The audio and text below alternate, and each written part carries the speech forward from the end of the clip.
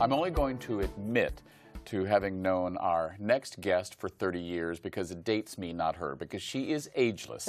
Senator, well, the name of her documentary says it all, the one and only Carole Migden. Oh, David, you're so kind and endlessly charming. Senator, it's good to see you. It's lovely to see you again. Do you miss running for office? The running of it? Not necessarily. Yeah, no, I specifically asked the running. Do you miss running? There's some people who seem to like that part of it. You know, not necessarily, but I keep involved in activities that put me in touch with people in community, and I think that's important. I worked awfully hard for Hillary, went on the road for her, and all of that was a unique and exciting, enriching experience. I like mingling. Yeah, yeah. And with the new film, it gives me an opportunity to mingle with other kind of folks. Right. Now, for the three people that may not know your political legacy, talk a little bit about it. I met you when I first came to town in the 80s. You originally came from New York. You came to San Francisco, and you immediately started getting in the rough and tumble of it and founding nonprofits that help our community. Give us a little bit of that. Where did you start? I started with working for nonprofits, lesbian and gay nonprofits.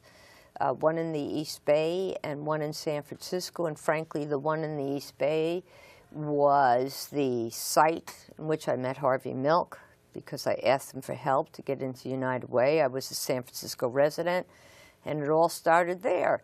And frankly, David, I was a 60s child, and many of us, I moved out here in 1970 to the Haight-Ashbury. That's so you just missed the summer of love, yeah. It's kind of still was emanating from Haight Street, for sure.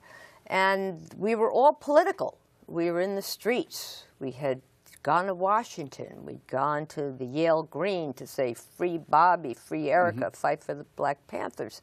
So it was a second nature, I got involved, became chair of the San Francisco Democratic Party, ran for the Board of Supervisors in 1990, which was a citywide seat, not a district seat at the time, which I think helps the city function better, but that's my own aside. And when Willie Brown was termed out, I went to the State Assembly, and frankly, much of the content of the film, Political Animals, which involves me and 3 women colleagues, 3 other lesbians, was accomplished in the State Assembly. And we did the first anti-gay student bullying bills, and today bullying continues to be a very treacherous and problem of concern. And we created the first domestic partnership registry and program, and step by step, by the end of our terms, lesbian and gay couples got exactly the same. You know, 100%. My now husband, Alfredo, and I registered because of, as domestic partners first, because of that. And that was wonderful, and we had to show. We had to not just anecdotally, we had to show there were gay people that wanted to register, and we took it step by step and brought our colleagues along. And at first, it was great difficulty for moderate Democrats that you know are in Fresno and Bakersfield. But the film Political Animals, which you kindly referenced, has been a smash hit. And we're so excited because it's actual documentary footage of floor arguments. But it shows the climate of hatred that existed in the late 90s. And tells the story to young people and indeed everyone. So let's talk about that film, Political Animals. And, you know, boy, what a great title, because I don't think you're upset if I call you a political animal. Not at all. And talk about, you know, I didn't mean it disrespectfully when I said the other gals in the film, but I think they'd like it. You know, I always remember what Barbara Stanwyck said in the 40s. She said, I like people calling me a broad because it says that I'm a street fighter. And the women in this film, including you, Political Animal, you're street fighters. We were broads in a brawl. I was the second to arrive. Sheila Kuehl, the first from L.A., a brilliant lawyer and formerly a child star. Yeah. And a lot of the gentlemen, of course, that were the biggest resistor Republicans had seen her for TV. So she was likable. Yeah, they were like, are you Toby Gillis? Or, right, or exactly. Are you, how do you reconcile her? Assemblywoman? Yeah, she was Zelda with the nose. Yeah. And she and I were a pair for a while and carried a bulk of the legislation. And in 2000, we were joined by Jackie Goldberg, who had served on the city council and the school board of Los Angeles. Christine Kehoe from San Diego. Christine was a little bit more moderate. Guys liked her. Jackie was an education expert, and you know, every one of us had to work harder than everyone else to just establish the respect and legitimacy in the house. Now, is that because you were women or because you were lesbians? Both, because we were also pushing controversial legislation. And any time anything changes, Suddenly it's because, not because you're a tough guy, it's because, you know, you're a bitch. Well, whatever, but we were powerful. I was chair of appropriations.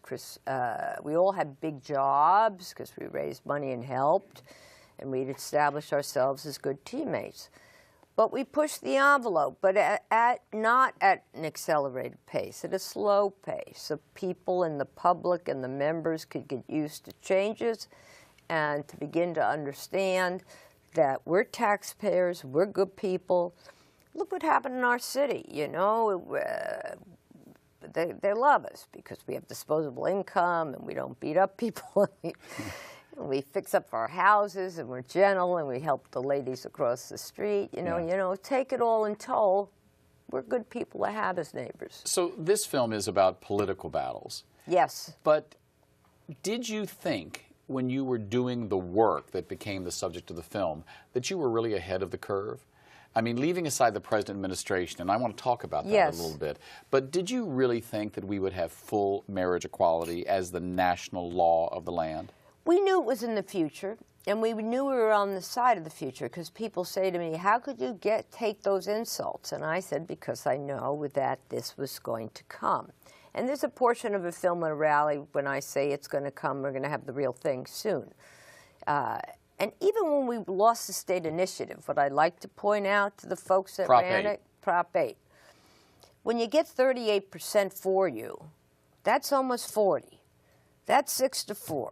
That's changing one person and you're tied. That's where we started. So I was heartened by those numbers, whereas others were despaired by them. So you were never despaired? You never thought, you know, what on earth? Well, I knew that as young babies were growing up, and they weren't, you know, young people and children and high schoolers and families, or my cohorts, they weren't racist or homophobic, and there's been such a societal shift on inclusiveness. So I knew it would be a matter of time, and I knew we just had to persevere. Right. You know, you talk about inclusiveness, and you knew the tide would turn. You worked really hard to make Hillary Clinton the first woman president of the United States. You know, as Ricky used to say on the I Love Lucy show, what happened? Yeah. What happened? You know, an unpredictable, you know, I think we were all too busy, or columnists were, with clever talk on underestimating President Trump. And I think it became such a ridicule that serious attention wasn't paid. Do you think some of this was Secretary Clinton's fault? I don't want to place blame, No, but when I say fault... everything is everyone's fault. But all I can tell you is 9 days before the election, she was up 10 points. Then the FBI director announces he's reopening the investigation, which he then closes on the Sunday before the Tuesday, but it's too late, the damage is done. So I think there were a lot of people saying, okay, I'm a little jittery, but I'm with Clinton, because she's smart, and she gets it, and she knows those international leaders, and we've got a troubled world.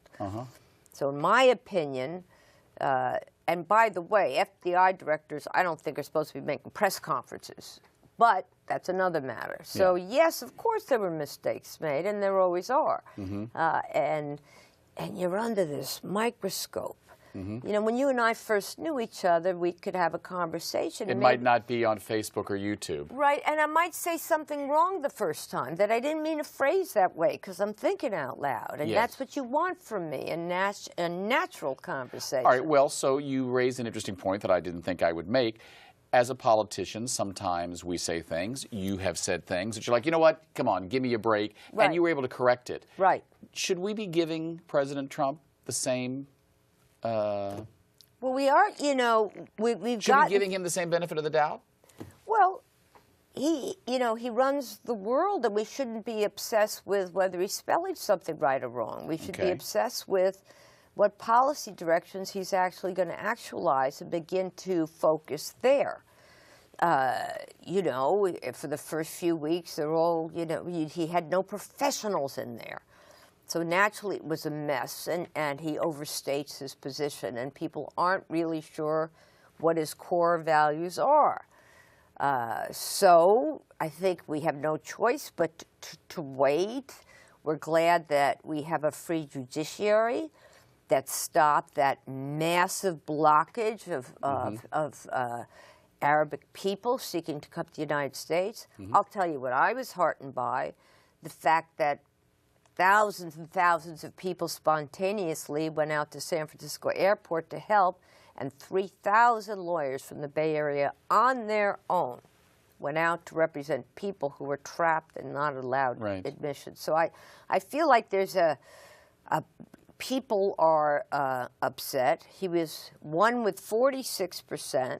He was inaugurated with 40% because he didn't reach across the aisle.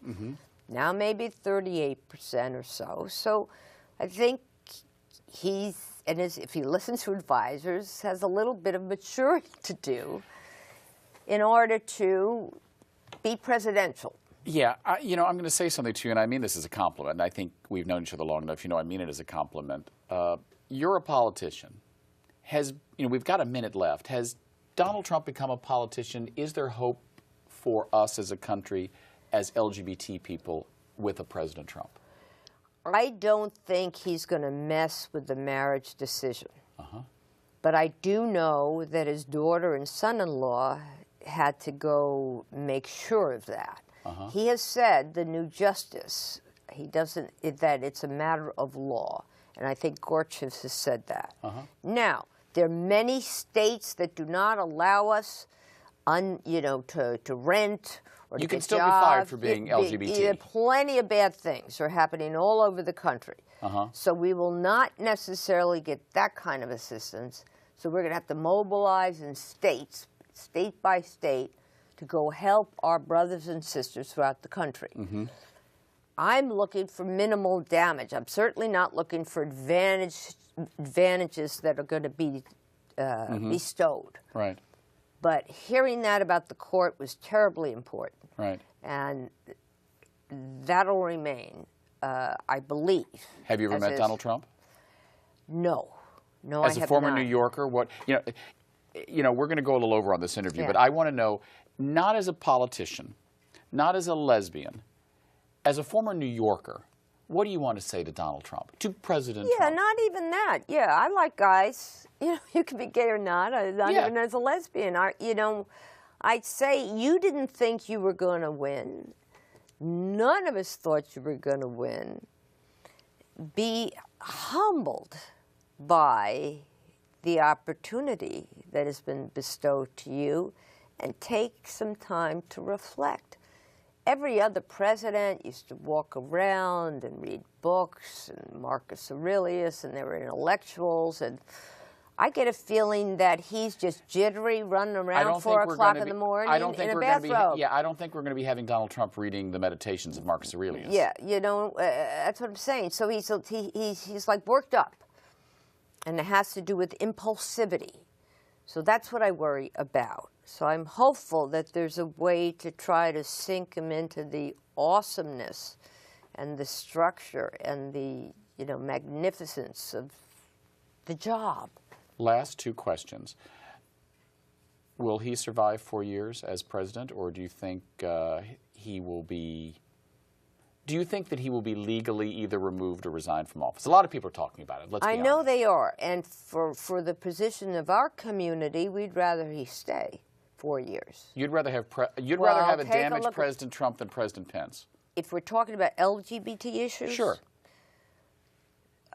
President Pence would try to undo the defense of marriage. President Trump will not.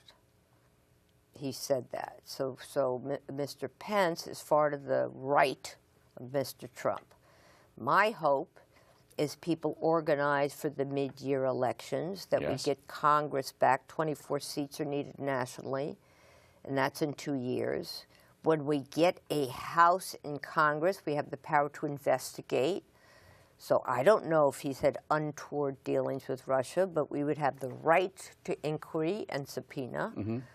So I think we should focus on getting the House back, if it's 2 cycles or 4, and in 4 years or less than 4 years, running a darn strong candidate. So you may not be running for elected office, but as a political animal, you still have some things to say. I certainly do. Carole, it's always a pleasure having you here. Wonderful to see you. Thank you. Mwah. I think you're the first guest I've kissed. Ooh, baby! I won't forget it. Always a pleasure. Have Carole Migden on the show. And you're always welcome to come back anytime. Thank you so much. Next up, our conversation with Kathy Amendola, cruising the Castro tours, literally in the steps of Harvey Milk and Carole Migden. We'll be right back. Well, that's...